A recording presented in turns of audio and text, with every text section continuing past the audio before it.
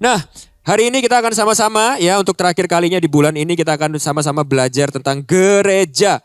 Ya, kalau saya boleh bilang apa yang akan saya sampaikan hari ini seperti sebuah rangkuman gitu ya saudara ya. Apa yang sudah kita pelajari selama 1 bulan ini. Saya akan ajak saudara untuk kita sama-sama lihat Roma 12 ayat 1 sampai 21. Ya, saya beri judul sharing saya hari ini sebagai tubuhmu untuk tubuh Kristus. Ya, Roma 12 ayat 1 sampai 21. Saya akan baca ayat yang ganjil, saudara bisa bantu saya baca ayat yang genap. Karena itu saudara-saudara, demi kemurahan Allah, aku menasehatkan kamu supaya kamu mempersembahkan tubuhmu sebagai persembahan yang hidup, yang kudus, dan yang berkenan kepada Allah. Itu adalah ibadahmu yang sejati. Ayat kedua. Janganlah kamu menjadi serupa dengan dunia ini, tetapi berubahlah oleh pembaruan budimu. Sehingga kamu dapat membedakan mana kehendak Allah, apa yang baik, yang berkenan kepada Allah, dan yang sempurna. Berdasarkan kasih karunia yang dianugerahkan kepadaku, aku berkata kepada setiap orang di antara kamu. Setiap orang, berarti katakan kepada kanan kirinya itu termasuk kamu dan saya. Semua orang. Janganlah kamu memikirkan hal-hal yang lebih tinggi daripada yang patut kamu pikirkan, tetapi hendaklah kamu berpikir begitu rupa, sehingga kamu menguasai diri menurut ukuran iman yang dikaruniakan Allah kepada kamu masing-masing. Ayat 4. Sebab sama seperti pada satu tubuh, kita mempunyai banyak anggota, tetapi tidak semua anggota itu mempunyai tugas yang sama. Ayat 5. Demikian juga kita, walaupun banyak, adalah satu tubuh di dalam Kristus. Tetapi kita masing-masing adalah anggota yang seorang terhadap yang lain. Demikianlah kita mempunyai karunia yang berlain-lainan menurut kasih karunia yang dianugerahkan kepada kita. Jika karunia itu adalah untuk bernubuat, baiklah kita melakukannya sesuai dengan iman kita. Jika karunia untuk melayani, baiklah kita melayani. Jika karunia untuk mengajar, baiklah kita mengajar. Karunia untuk menasehati, baiklah kita menasehati. Siapa yang membagi-bagikan sesuatu, hendaklah ia melakukannya dengan hati yang ikhlas. Siapa yang memberi pimpinan, hendaklah ia melakukannya dengan rajin. Siapa yang menunjukkan kemurahan, hendaklah ia melakukannya dengan sukacita. Jadi ingat ya, tadi setiap orang di antara kita. Jadi sekarang tepuk-tepuk dadanya dan bilang, aku memiliki sebuah karunia. Aku mempunyai sebuah karunia. Hendaklah kasih itu, jangan pura-pura. Jauhilah yang jahat dan lakukanlah yang baik. Ayat 10. Hendaklah kamu saling mengasihi sebagai saudara dan saling mendahului dalam memberi hormat. Janganlah hendaknya kerajinanmu kendor, biarlah rohmu menyala-nyala dan layanilah Tuhan. Sukacitalah dalam pengharapan, sabarlah dalam kesesakan, bertekunlah dalam doa. Bantulah dalam kekurangan orang-orang kudus dan usahakanlah dirimu untuk selalu memberikan tumpangan. Ayat 14. Berkatilah dan jangan mengutuk. Bersukacita dengan orang yang bersukacita dan menangislah dengan orang yang menangis. Hendaklah kamu sehati sepikir dalam hidupmu bersama. Janganlah kamu memikirkan perkara-perkara yang tinggi, tetapi arahkanlah dirimu kepada perkara-perkara yang sederhana. Janganlah menganggap dirimu pandai. Janganlah membalas kejahatan dengan kejahatan. Lakukanlah apa yang baik bagi semua orang. Sedapat-dapatnya kalau hal itu bergantung padamu, hiduplah dalam perdamaian dengan semua orang. Saudara-saudaraku yang kekasih, janganlah kamu sendiri menuntut pembalasan, tetapi berilah tempat kepada murka Allah. Sebab ada tertulis, pembalasan itu adalah hakku. Akulah yang akan menuntut pembalasan, firman Tuhan. Berilah dia makan, jika ia haus, berilah dia minum. Dengan berbuat demikian, kamu menumpukan bara api di atas kepalanya. Janganlah kamu kalah terhadap kejahatan, tetapi kalahkanlah kejahatan dengan kebaikan. Nah, sesuai dengan konteks kita minggu ini, kita akan sama-sama lihat dua hal ya pada pagi hari ini, saudara ya. Yang pertama itu gereja sebagai pelayanan kita kepada Allah. Lalu yang kedua, gereja sebagai pengudusan kita bagi Allah. Nah, yang pertama kita sama-sama lihat bagian yang pertama dulu, yaitu pelayanan. Sama-sama katakan pelayanan. Pelayanan.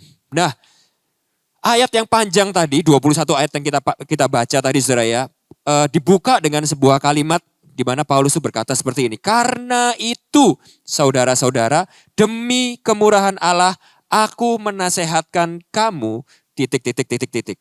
Nah, saya rasa saudara setuju dengan saya saudara ya, kalau kita ini sedang menulis sebuah email atau menulis sebuah surat kepada seseorang, kita tentunya itu nggak akan langsung memulai email kita itu dengan kata karena itu.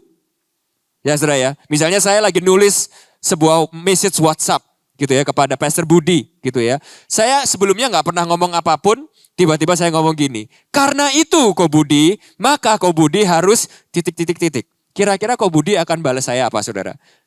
Karena itu apa bro? Apa ya? Saudara bisa ngerti ya?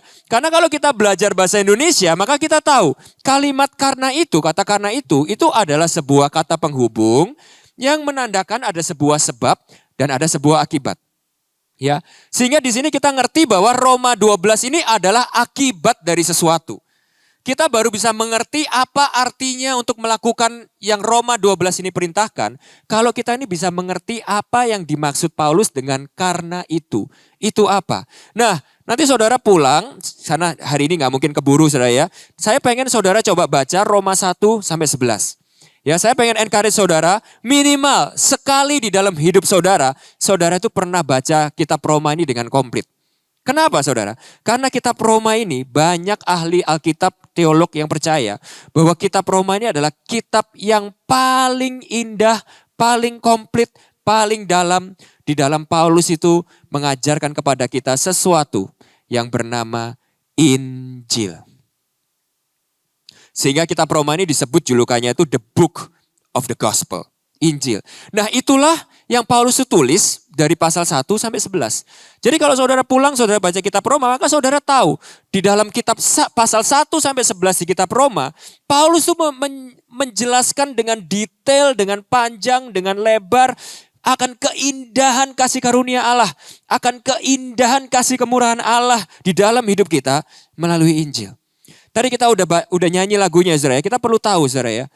Bagaimana kita sebelum Yesus itu mati bagi kita. Sebelum apa yang Kristus sudah lakukan bagi kita. Kita ini bukan hanya sekedar orang yang gak percaya.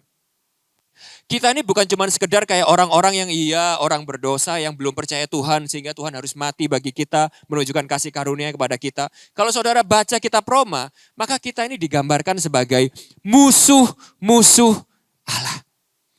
Bukan sekedar orang gak percaya loh saudara ya. Tapi musuh-musuh Allah.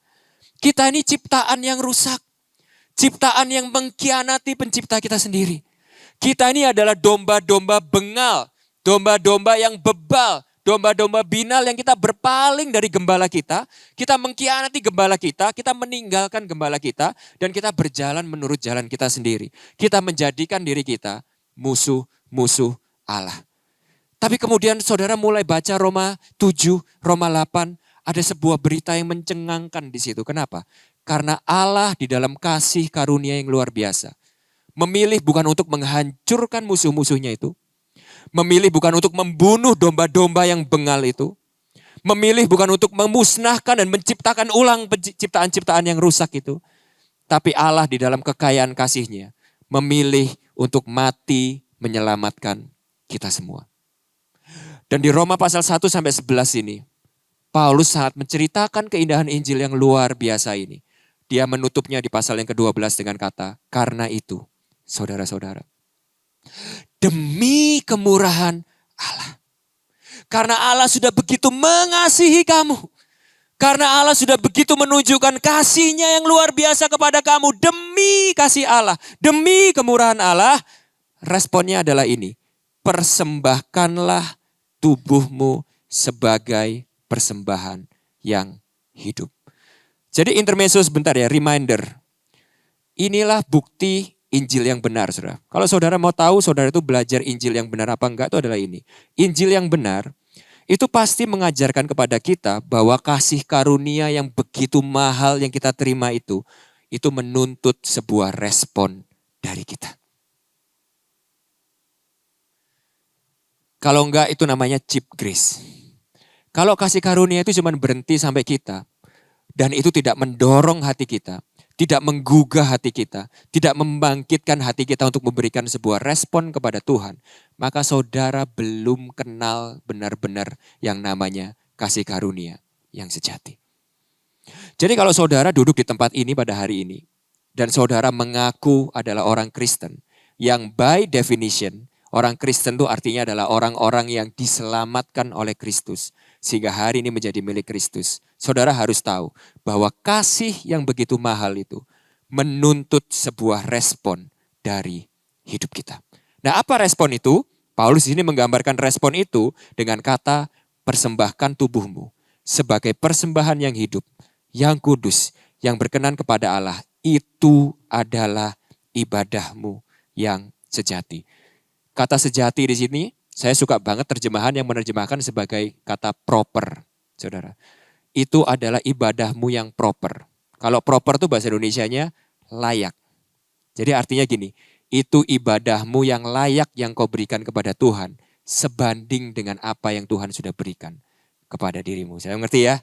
Itu ya. Nah, pertanyaannya kalau gitu di sini, saudara. Nah, ini yang kita perlu perhatikan hari ini. Kalau gitu, apa itu artinya untuk menjadi sebuah persembahan yang hidup? Bagaimana caranya untuk kita ini bisa mempersembahkan tubuh kita sebagai persembahan yang hidup, kudus dan berkenan kepada Allah sehingga itu disebut sebagai sebuah ibadah yang sejati. Nah, saya nggak tahu dengan saudara ya, tapi dulu, saudara ya dulu, saya itu memahami ayat ini itu dengan pengertian seperti ini. Oh, artinya aku untuk mempersembahkan hidupku yang kudus kepada Tuhan itu artinya gini, aku nggak boleh ngerokok. Atau sesuai kata nasihat mama saya nggak boleh makan mie instan kebanyakan. Karena katanya makan mie instan kebanyakan bisa merusak bait Allah, gitu saudara ya. Nggak boleh minum minuman keras, nggak boleh melakukan hal-hal yang tabu, yang tidak kudus, pornografi, masturbasi gitu itu. Karena itu bukan ibadah yang kudus, yang berkenan kepada Allah. Siapa dulu pemikiran saudara itu mirip sama pemikiran saya, bahwa pengertian ayat ini itu sebatas dengan itu, saudara. Ada, oh nggak banyak ya. Jadi saya nggak perlu khotbah ini sebenarnya hari ini ya, saudara ya. Nah, dulu pemikiran saya itu sebatas itu, saudara. Jadi kalau saya itu baca ayat ini ya, ayat ini itu seringkali saya kirim ke orang-orang itu yang dalam tanda kutip menurut saya itu melakukan dosa-dosa yang tabu. Gitu, saudara ya. Nah, pengertian itu tentunya bukan pengertian yang jelek, juga bukan pengertian yang salah. Karena di ayat kedua tadi, ya Tuhan menginginkan kita untuk kita ini berubah, gak serupa dengan dunia ini, dikuduskan. Tapi kalau saudara perhatikan tadi di 21 ayat yang kita udah baca tadi, maka pengertian itu tuh sebenarnya tidak terlalu tepat sesuai dengan konteks yang Paulus tuh ajarkan di Roma 12 ini. Nah, kalau saudara perhatikan dengan jeli, tadi di 21 ayat yang kita udah baca itu, maka ternyata kita akan sadar, saudara, bahwa ternyata bentuk kita mempersembahkan tubuh kita untuk melayani Tuhan itu wujudnya adalah kita mempersembahkan tubuh kita untuk melayani jemaatnya dan gerejanya. Jadi seakan-akan, saudara ya, di sini itu Paulus berkata gini, bukan semua hal tersebut itu salah. Bukan tadi hal-hal yang kita bilang gak boleh ngerokok, gak boleh makan ini, gak boleh itu, memperlakukan tubuh kita dengan kudus, itu tentu saja hal-hal yang baik. Tapi di sini, di konteks yang Paulus ditulis di sini, sepertinya bukan hal tersebut yang dimaksud Paulus. Yang dimaksudkan Paulus di sini, mempersembahkan tubuh kita, artinya adalah mempersembahkan tubuh kita untuk melayani tubuh Kristus. Nah, ini adalah bentuk persembahan hidup yang pertama, yaitu melayani jemaatnya, melayani saudara-saudara kita di dalam gerejanya. Nah, kenapa saya yakin ini adalah yang dimaksud Paulus? Ya, karena gini, yang pertama, saudara, kita seringkali berusaha memahami ayat ini dengan pengertian seperti ini, bahwa ayat ini tuh artinya gini, kita sudah menerima kasih dari Allah yang begitu besar, sehingga kita itu berhutang begitu besar sama Tuhan, sehingga mempersembahkan tubuh kita, hidup kita ini artinya kita ini berusaha untuk membayar lunas hutang yang Tuhan itu sudah berikan kepada kita. Siapa di sini punya pengertian seperti itu? Bahwa kita ini harus bayar hutang kita kepada Tuhan dengan mempersembahkan hidup kita. Tentu saja itu adalah sebuah pemikiran yang indah, saudara ya. Saya nggak mau menghina pemikiran itu. Itu adalah pemikiran yang bagus. Sebuah emosional yang menurut saya indah sekali. Sebuah emosional yang manusiawi, untuk meresponi kasih Allah yang besar itu. Tapi yang pertama, kita harus pahami bahwa membayar hutang kepada Tuhan itu bukan pemikiran yang benar. Kenapa? Karena kita harus sadar bahwa kita tidak akan pernah bisa membayar hutang kita kepada Tuhan. Dan Tuhan tidak pernah meminta kita melakukan sesuatu yang tidak akan pernah bisa kita lakukan. Saya kasih sebuah contoh. Saudara tentu ingat ada sebuah ayat yang indah di kitab Yeremia ya, yang berkata seperti ini. Kasih karunia Tuhan itu baru setiap minggu, bulan, tahun. Setiap apa saudara? Setiap pagi. Nah sekarang pertanyaan saya gini, kenapa kita butuh kasih karunia Tuhan setiap pagi saudara? Kenapa saudara? Ada yang mau jujur? Ya karena kita nggak bisa hidup tanpa kasih karunia Tuhan setiap pagi, benar nggak? Kita berdosa setiap pagi, setiap hari. Kita gagal setiap hari. Kita jatuh juga setiap hari, benar nggak saudara? Sehingga kita ini perlu kasih karunia Tuhan setiap pagi untuk kita ini benar-benar bisa hidup bagi dia, untuk melayani dia, untuk kemuliaannya. Nah sekarang saya tanya sama saudara, kalau saudara berusaha untuk membayar sebuah hutang yang setiap pagi nambah, masuk akal nggak saudara? Ini minggu-minggu kok diajar belajar matematika ya Pastor Anthony ya. Pusing saya ini. Saya bisa mengerti? Nggak bisa. Malah kalau saudara sadari kenyataannya saudara ya, hutang kita itu bukan semakin berkurang sama Tuhan dengan pelayanan kita, dengan pengabdian kita, ketaatan kita. Yang harus kita sadari adalah hutang kita kepada Tuhan itu setiap hari nambah. Hutang kita akan kasih karunia Tuhan, kemurahan Tuhan, kebaikan Tuhan itu setiap hari bukan berkurang tapi semakin bertambah.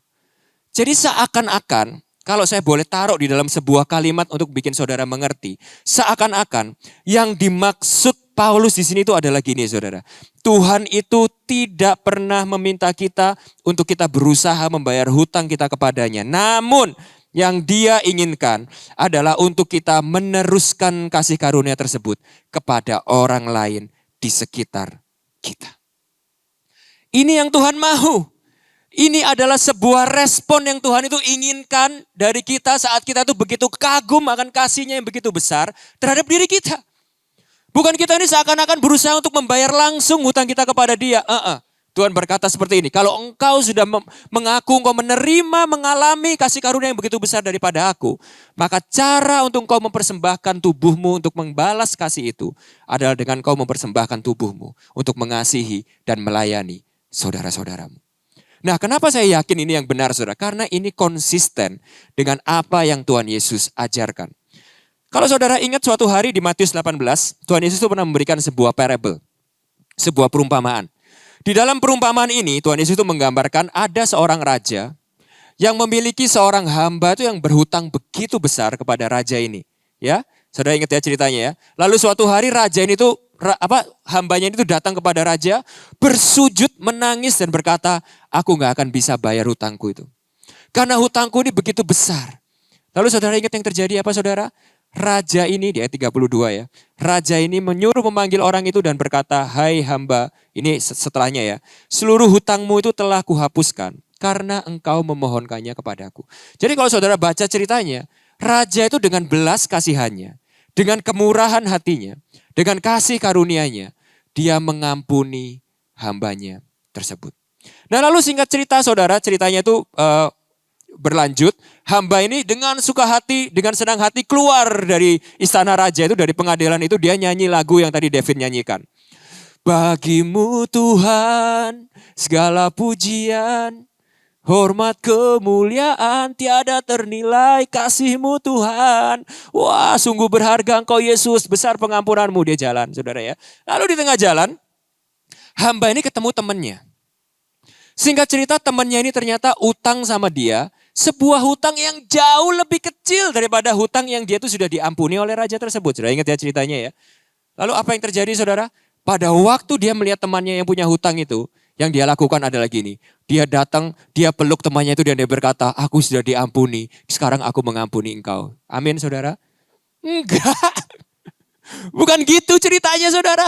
Kalau saudara baca ceritanya, dia pada waktu ngelihat saudaranya yang punya hutang sama dia yang jauh lebih kecil itu hutangnya.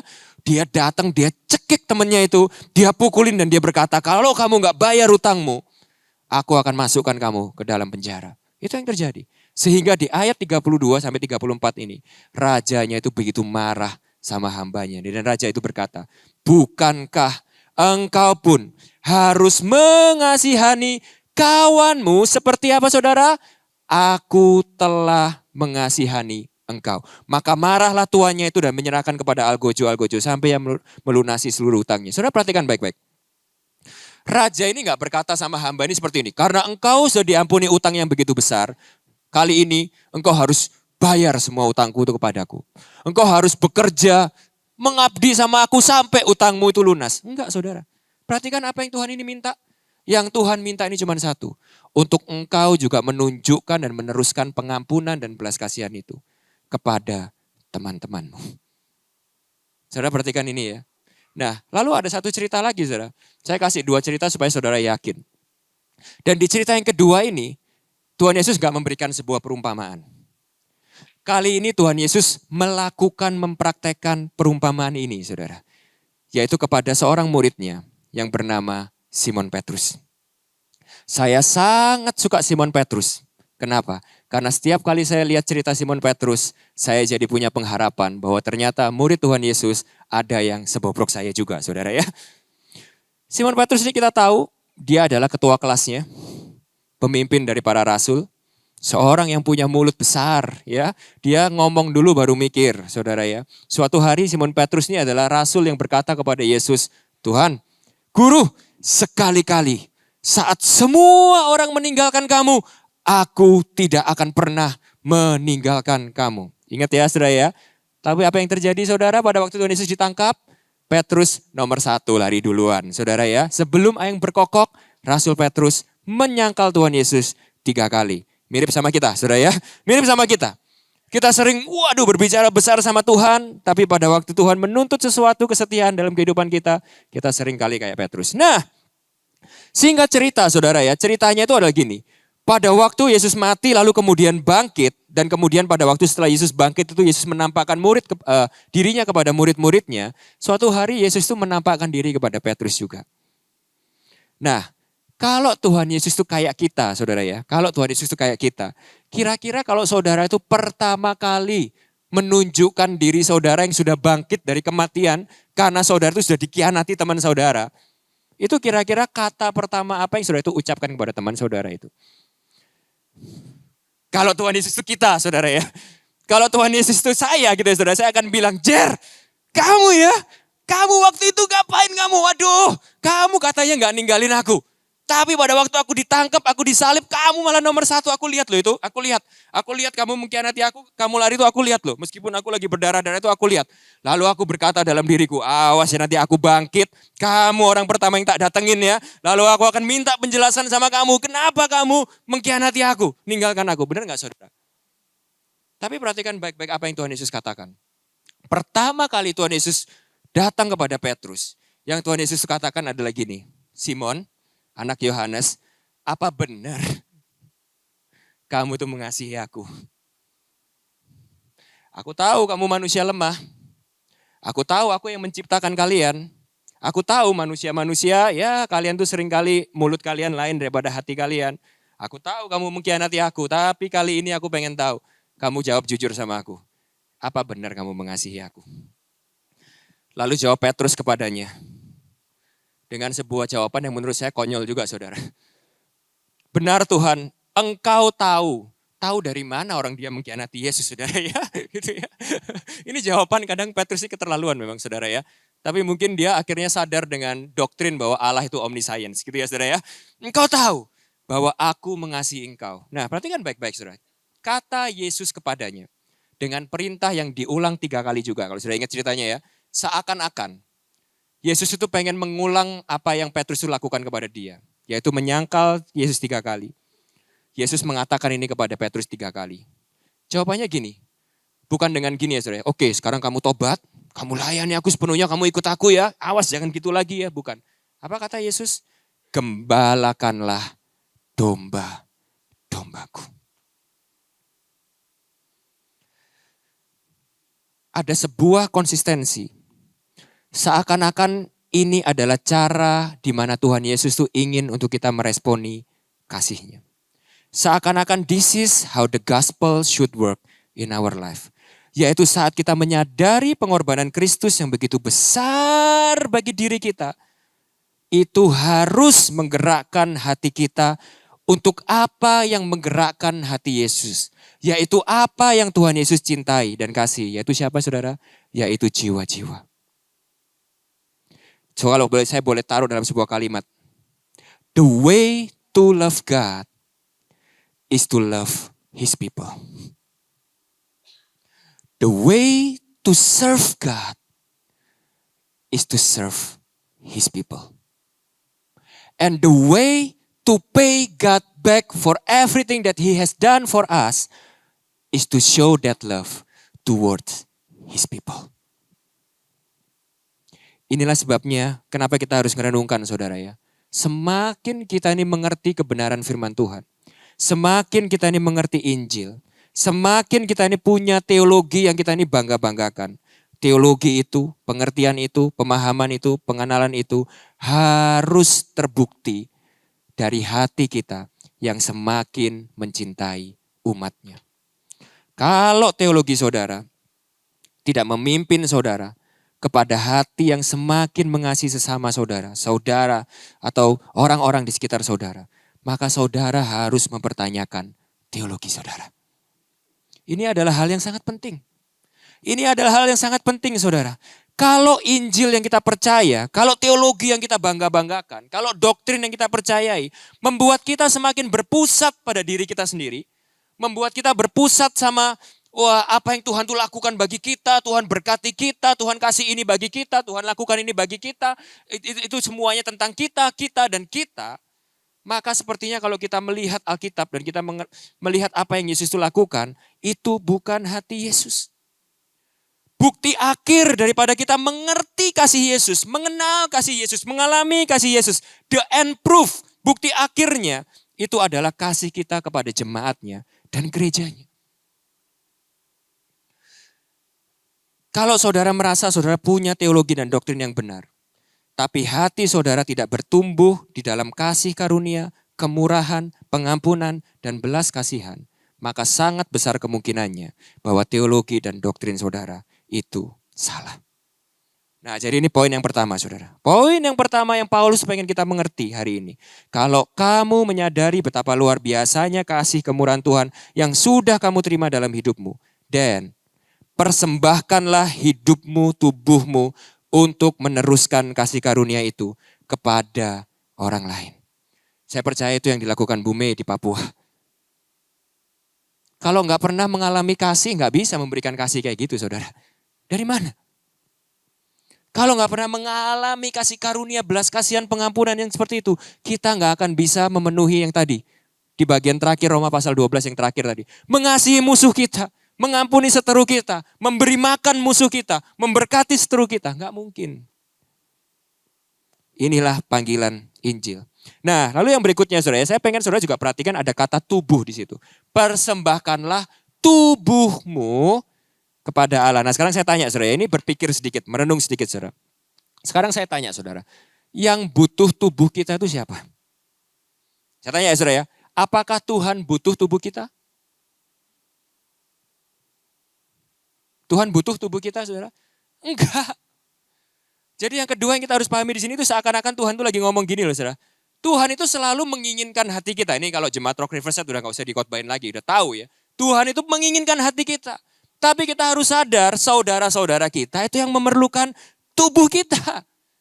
Saudara-saudara kita, gereja Tuhan, umatnya itu yang perlu mulut kita, tangan kita, uang kita, tenaga kita, talenta kita, karunia kita, pengorbanan kita. Itu semua yang butuh bukan Tuhan, tapi jemaat Tuhan. Dan Tuhan ingin untuk kita mempersembahkan semuanya itu, yes, untuk Tuhan. Tetapi wujud konkretnya, nyatanya adalah untuk melayani dan membangun satu sama lain di dalam gereja. Itu adalah ibadah kita yang sejati. Nah, oleh sebab itu saudara ya, saya selalu bilang, yes, saudara melayani di gereja karena gereja butuh orang. Ya, betul. Karena pelayanan saudara kurang orang. Ya, betul. Karena gembala komsel saudara yang ngajakin saudara pelayanan. Ya, betul. Tapi alasan utama dan pertama kita melayani di gereja, itu adalah kita sadar bahwa ini adalah respon yang Tuhan inginkan. Ini adalah persembahan hidup kita untuk melayani Tuhan sebagai respon kita terhadap kasih-Nya di dalam kehidupan kita. Jadi kalau ada orang tanya sama saya, melayani di gereja harus yes. Satu, karena Tuhan yang memerintahkan, bukan tentang gereja saudara, bukan tentang pendetanya, bukan tentang pelayanannya. Tapi karena Tuhan yang menginginkan itu sebagai bentuk respon kita.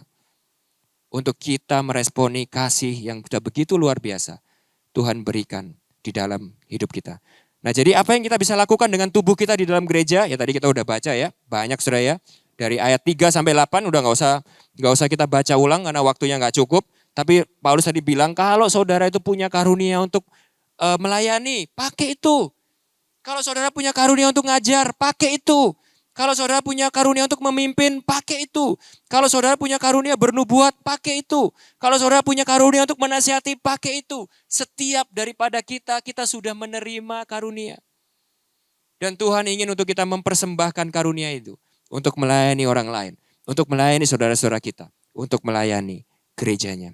Nah itu yang pertama saudara ya. Bahwa mempersembahkan tubuh kita kepada Tuhan sebagai ibadah yang sejati, wujudnya adalah pelayanan. Sekali lagi senggol kanan kirinya bilang, yuk kita melayani Tuhan. Pelayanan. Pelayanan. Yang kedua tapi juga pengudusan. Ya, pengudusan.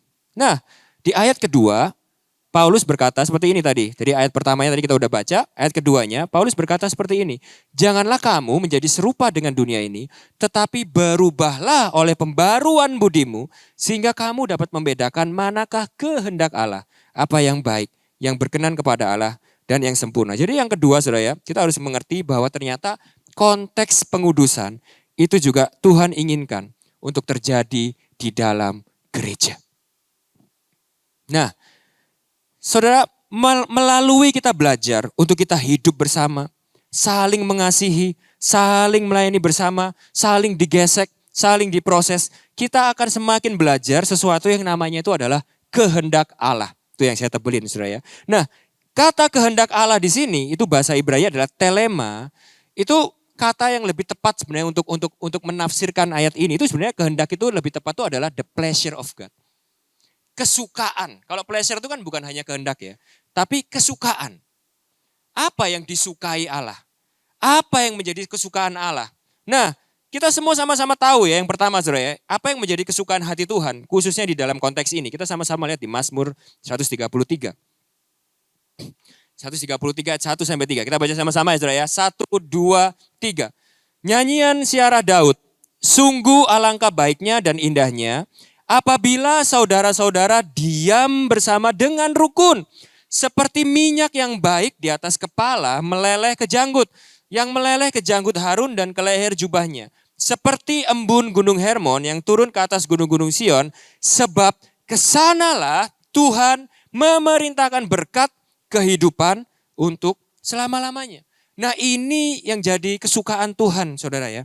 Ini yang ternyata diinginkan oleh hati Bapa.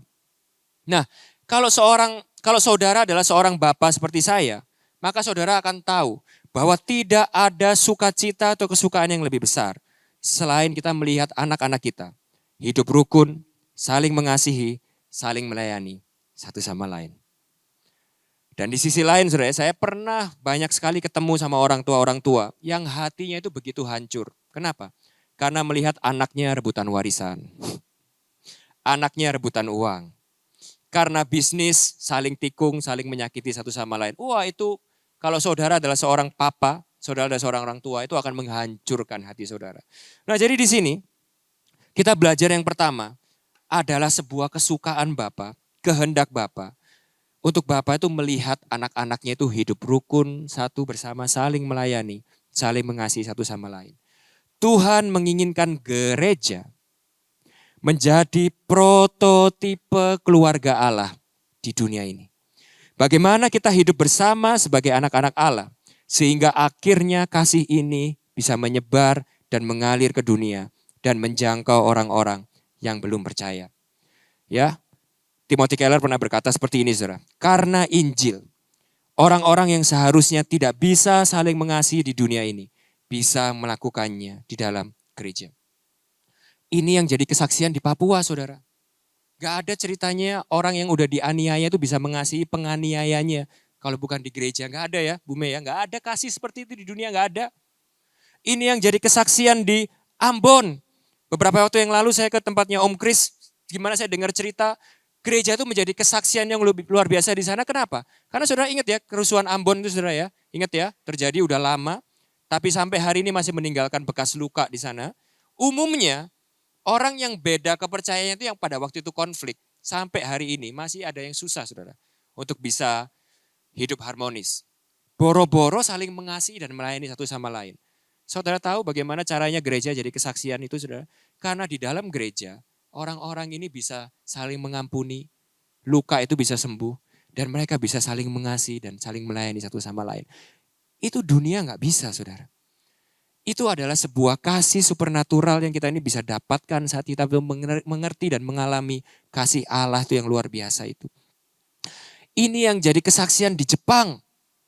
Saya pernah dengar salah satu kesaksian jemaat gereja di Jepang, saudara ya. Kenapa kok anak-anak muda di Jepang tuh mau mulai ke gereja?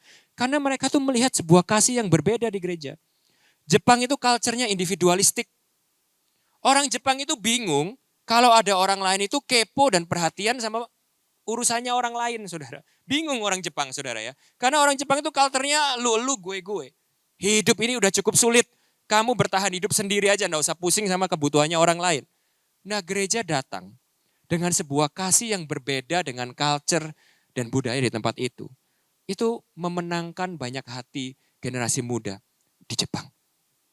Dan itu yang terjadi di Timur Tengah. Nah sehingga inilah poin yang kedua saudara. Saudara harus tahu. Pada waktu kita dengar ayat ini. Wah indah.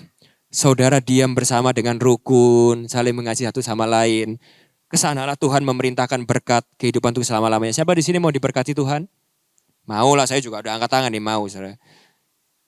Tapi saudara harus tahu bahwa ayat ketiga itu baru terjadi kalau kita melakukan ayat yang pertama. Nah sekarang saya tanya sama saudara. Melakukan ayat pertama ini sulit gak saudara? Kalau saudara jujur sama saya, saudara akan bilang bukan hanya sulit pastor. Mustahil. Mustahil. Untuk kita bisa hidup rukun, sehati, sepikir, membasuh kaki satu sama lain. Saudara saya kasih tahu ya, kalau dengan kekuatan manusia, mustahil. Justru itulah kita mengerti bagaimana gereja ini bukan tempatnya orang-orang sempurna. Tapi saat saudara itu menyadari kebenaran firman Tuhan dan apa yang Tuhan mau, saudara akan sadar bahwa ternyata gereja ini adalah tempat orang-orang disempurnakan.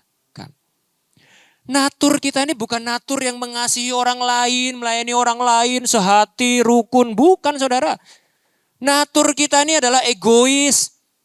Mau menangnya sendiri, mau dilayani, mau VIP. Mau orang lain itu yang melayani kita, bukan kita yang melayani orang lain. Mau orang lain itu yang menghormati kita, bukan kita yang menghormati orang lain. Give and take, memberi dan menerima, itu kita ucapkan kepada orang lain. Orang lain harus memberi dulu baru kita bisa kasih. Itu natur kita. Sehingga pada waktu kita tahu kebenaran ini, kita sadar gereja itu adalah tempat justru untuk kita itu dilatih, diajari, dimurnikan, dikuduskan. Sampai kita punya apa saudara? Sampai kita punya apa? Kita punya hati dan pikiran Yesus. Nah kenapa ini penting? Karena gini saudara, tadi kita lihat ya. Kehendak Tuhan. Jangan kamu menjadi serupa dengan dunia ini. Tapi diperbaharuilah dengan pembaruan akal budimu sehingga kamu mengerti kehendak Tuhan. Sekarang saya tanya sama saudara. Siapa yang paling mengerti kehendak Tuhan? Siapa yang paling mengerti kehendak Tuhan? Yesus. Benar gak saudara? Yesus itu yang paling mengerti kehendak Tuhan. Sehingga untuk kita ini bisa benar-benar menghidupi kehendak Allah tersebut. Sehingga untuk kita ini benar-benar bisa mengerti dan melakukan kehendak Allah tersebut. Kita harus punya hati dan pikiran Yesus. Nah bagaimana caranya untuk kita ini punya hati dan pikiran Yesus? Untung suatu hari Rasul Paulus pernah mengajarkan kepada kita juga di kitab Filipi. Rasul Paulus berkata seperti ini. Hendaklah kamu dalam hidupmu. Yang keras saudara. Jadi dengan kata lain senggol kanan kirinya bilang gini ya. Gak bisa punya hati dan pikiran Yesus dengan hidup sendiri. Gak bisa. Gak ada ceritanya kehidupan Kristen tanpa gereja. Gak bisa.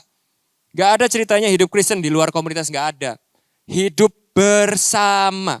Di dalam hidup bersama, menaruh pikiran dan perasaan yang terdapat juga di dalam Kristus Yesus. Jadi lewat hidup kita bersama, kita akan pelan-pelan diajar, dimurnikan, diproses, dilatih, dikhususkan. Sampai kita ini akhirnya memiliki hati dan pikiran Yesus. Tapi pertanyaannya gini, apa itu hati dan pikiran Yesus? Kalau Paulus stop sampai di ayat 5 doang, saudara, maka susah buat kita, saudara ya. Karena kita tahu hati sama pikiran istri aja susahnya minta ampun, benar nggak, saudara? Ini harus tahu hati dan pikiran Yesus. Nah, untungnya Paulus di sini nggak berhenti sampai di ayat ke-5. Paulus tuh menjelaskan kepada kita apa yang menjadi isi hati dan pikiran Yesus itu. Apa isi hati dan pikiran Yesus? Kita baca ayat 6 sampai 8. Yang walaupun dalam rupa Allah, tidak menganggap kesetaraan dengan Allah itu sebagai milik yang harus dipertahankan. Melainkan telah mengosongkan dirinya sendiri dan mengambil rupa seorang hamba dan menjadi sama dengan manusia. Dan dalam keadaan sebagai manusia, ia telah merendahkan dirinya dan taat sampai mati. Bahkan sampai kematian yang paling hina sekalipun di atas kayu salib. Saya kasih tahu kepada saudara. Seringkali kita ini bilang, wah kita mau menjadi serupa seperti Kristus. Tapi yang ada di pikiran kita itu ya, Kristus yang adalah Raja. Kristus yang berkuasa. Kristus yang dihormati. Kristus yang semua orang itu tunduk. Kristus yang punya dominion. Kita tuh pengennya cuma jadi Kristus yang itunya doang, saudara. Kita mau semua orang itu menghormati kita. Semua orang itu tunduk sama kita. Kita mau perlakuan yang VIP. Kita mau menikmati kejayaan, kehebatan, kemuliaan. Kalau cuma itu doang, gak usah kenal Tuhan Yesus, orang dunia semua juga mau, saudara. Tapi pikiran dan perasaan yang dimaksud Alkitab di sini, yang dimaksud Paulus di sini itu bukan yang itu. Tapi yang merendahkan diri, mengasihi tanpa syarat. Tidak menganggap kesetaraan dengan Allah itu sebagai milik yang harus dipertahankan. Tetapi mengosongkan dirinya, mengambil rupa seorang hamba untuk mengasihi dan melayani musuh-musuhnya. Saya kasih tahu. Itu adalah pikiran dan perasaan yang Yesus mau untuk kita semua miliki. Dan hanya di gereja, hanya di dalam komunitas keluarga Allah, saudara akan bisa dilatih untuk memiliki hati dan pikiran tersebut. Saat saudara belajar untuk melayani tanpa pamrih. Saat saudara belajar untuk memberikan yang terbaik tanpa dapat tepuk tangan dan pujian. Saat saudara tetap melakukan yang terbaik meskipun saudara dikecewakan. Saat saudara belajar untuk terus berkorban tanpa mengharapkan pengorbanan atau timbal balik dari orang lain. Disitulah saudara akan diproses, dimurnikan, dikuduskan. Untuk saudara memiliki pikiran dan perasaan yang terdapat di dalam Yesus. Oleh sebab itu makanya tadi nyambung. Apa yang Paulus ajarkan di Filipi 2 ini sama seperti yang Paulus ajarkan di Roma 12 yang 9 sampai 14 saudara. Berkata seperti ini, hendaklah kasih itu jangan pura-pura. Kasih itu harus asli. Ngerti ya saudara, kasih itu asli itu artinya gini. Saudara bukan mengasihi supaya cuma cari muka. Bukan cuma sekedar formalitas. Bukan karena saudara punya agenda atau motivasi sesuatu. Bukan karena saudara mengharapkan sesuatu yang baik. Bukan untuk saudara itu ditepuk tanganin, bukan. Hendaklah kasih itu jangan pura-pura. Jauhi yang jahat, lakukan yang baik. Hendaklah kamu saling mengasihi sebagai saudara dan saling mendahului dalam memberi hormat. Lalu ayat 14-17, berkatilah siapa yang menganiaya kamu. Berkatilah dan jangan mengutuk. Ini bukan perintah untuk di luar sana, saudara. Ini juga berlaku untuk di dalam gereja. Bersukacitalah dengan orang yang bersukacita. Dan menangislah dengan orang yang menangis. Kita sering dengar ya saudara ya, kalau ada saudara kita curhat sama kita berkata gini sama dia. Waduh yang kuat ya, aku akan berdoa buat kamu ya, aku akan berdoa buat kamu. Pertanyaan saya nih ya, saya nggak tahu Tuhan tahu loh ya. Benar berdoa buat dia? Benar? Atau cuman formalitas rutin? Benar? Engkau menangis dengan dia menangis? Engkau bersukacita dengan dia bersukacita? Engkau berdoa benar-benar di rumahmu mendoakan dia? Enggak saudara. Nah di situ kita ini harus mengakui dosa kita. Mengakui betapa berdosanya hati kita. Betapa jauhnya hati kita ini dengan keserupaan dengan Kristus. Dan kita sadar kita ini justru perlu dimurnikan dan dikuduskan. Di situ, ngerti gak sih saudara maksudnya? Jangan kamu memikirkan perkara-perkara yang tinggi. Tetapi arahkanlah dirimu kepada perkara-perkara yang sederhana. Jangan menganggap dirimu pinter. Jangan menganggap engkau itu lebih dari orang lain. Ini matching ya saudara ya. Tadi teladan Yesus seperti apa? Dia yang tidak menganggap kesetaranya dengan Allah itu sebagai milik yang harus dipertahankan. Tapi mengosongkan dirinya. Mengambil rupa seorang hamba. Bahkan taat sampai mati. Nah kalau saudara itu mau menjadi serupa dengan Tuhan dan Juru Selamatmu. Saudara harus mau diproses dan dilatih juga. Untuk menjadi ke sana saudara. Dan inilah tujuan gereja. Janganlah membalas kejahatan dengan kejahatan. Lakukanlah apa yang baik bagi semua orang. Nah pada saat kita dilatih untuk melayani dan mengasihi seperti ini. Tuhan itu sedang mempersiapkan di dalam gereja. Untuk orang-orang ini nanti diutus keluar sana. Membawa kasih ini ke tempat kerja saudara. Membawa kasih ini ke kota saudara. Membawa kasih ini ke keluarga saudara yang belum mengenal Tuhan. Membawa kasih ini ke sekolah saudara. Ke kuliah saudara, kampus saudara. Tapi saudara tidak akan punya pikiran dan perasaan ini. Kalau saudara tidak mau dilatih, diproses, dimurnikan, dikuduskan di dalam gerejanya. Saya undang tim Present Worship untuk maju ke depan. Kita persiapkan hati kita untuk perjamuan kudus. Hidup bersama di dalam gereja akan memproses, memurnikan, membentuk, melatih kita. Sehingga kita menjadi semakin serupa dengan Kristus. Kita memiliki hati dan pikiran yang tulus dan murni seperti Kristus. Kalau tidak diproses saudara, bagaimana kita bisa tahu kasih kita itu sudah tulus? Bagaimana kita bisa tahu motivasi kita itu sudah murni? Hati kita enggak pura-pura. Jadi jangan patah semangat, jangan menyerah. Tetap setia di dalam proses yang Tuhan berikan di dalam komunitas kita. Saat kita dikecewakan, saat kita tidak mendapatkan apa yang kita inginkan. Bilang sama hati saudara, aku perlu proses ini untuk aku menjadi seperti Kristus. Mari kita sama-sama bangkit berdiri. Kita persiapkan hati untuk perjamuan kudus.